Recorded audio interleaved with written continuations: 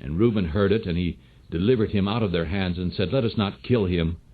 And Reuben said to them, Shed no blood, throw him into this pit that is in the wilderness, and lay no hand upon him, so that he might rescue him out of their hands to deliver him to his father again. And when Joseph had come to his brothers, they stripped Joseph out of his coat, the coat of many colors that was on him, and they took him and threw him into a pit. And the pit was empty, with no water in it. And they sat down to eat bread, and they lifted up their eyes and looked, and behold, a company of Ishmaelites came from Gilead with their camels, bearing spices and balm and myrrh, going to carry it down to Egypt.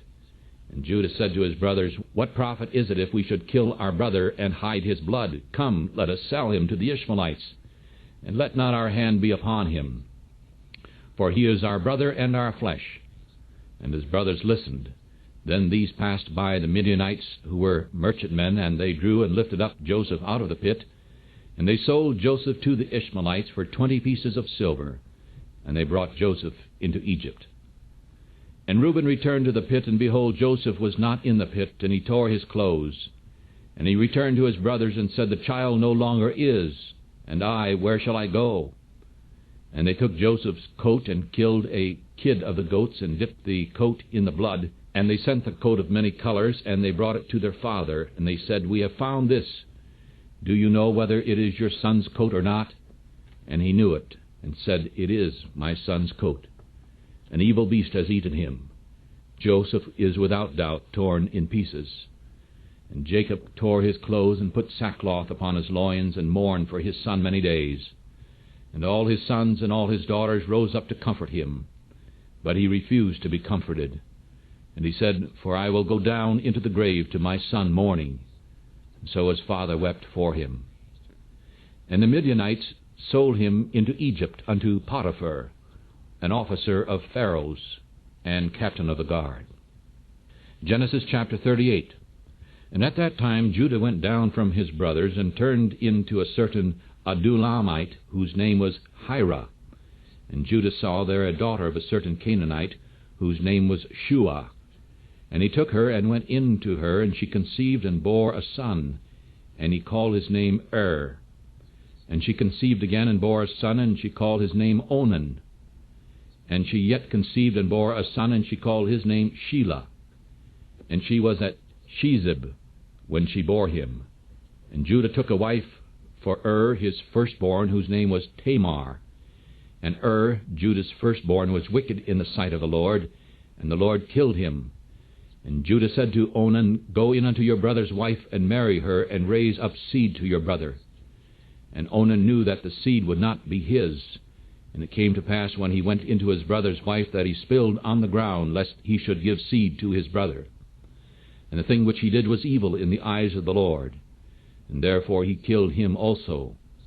Then said Judah to Tamar, his daughter-in-law, Remain a widow at your father's house until Shelah my son is grown.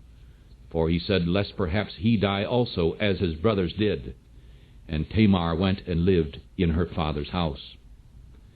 And as many days went by, Judah's wife, the daughter of Shua, died.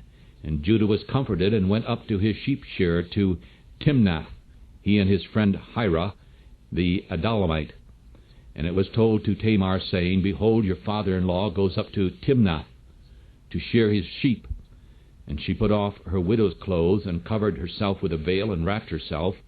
And she sat in an open place, which is by the way to Timnath. And she saw that Shelah was grown, and she was not given to him as wife. And when Judah saw her, he thought she was a harlot, because she had covered her face. And he turned aside to her by the wayside, and said, Come, I pray you, let me come in unto you. For he did not know that she was his daughter-in-law. And she said, What will you give me, so that you may come in unto me? And he said, I will send a kid from the flock. And she said, Will you give me a pledge until you send it? And he said, What pledge shall I give you? And she said, Your signet, and your bracelet, and your staff that is in your hand. And he gave it to her, and came in unto her, and she conceived by him. And she arose, and went away, and laid away her veil from her, and put on the clothes of her widowhood. And Judah sent the kid by the hand of his friend, the Adullamite, to receive his pledge from the woman's hand, but he could not find her. Then he asked the man of the place, saying, Where is the harlot who was openly by the wayside? And they said, There was no harlot here. And he returned to Judah and said, I cannot find her. And also the men of the place said, There was no harlot here. And Judah said, Let her take it to her, lest we be ashamed. Behold, I sent this kid, and you have not found her. And it came to pass after 3 months afterward that it was told Judah, saying, Your daughter-in-law Tamar has played the harlot, and also, behold, she is with child by whoredom. And Judah said, Bring her forth, and let her be burned. And when she was brought forth, she sent to her father-in-law, saying, I am with child by the man whose things these are.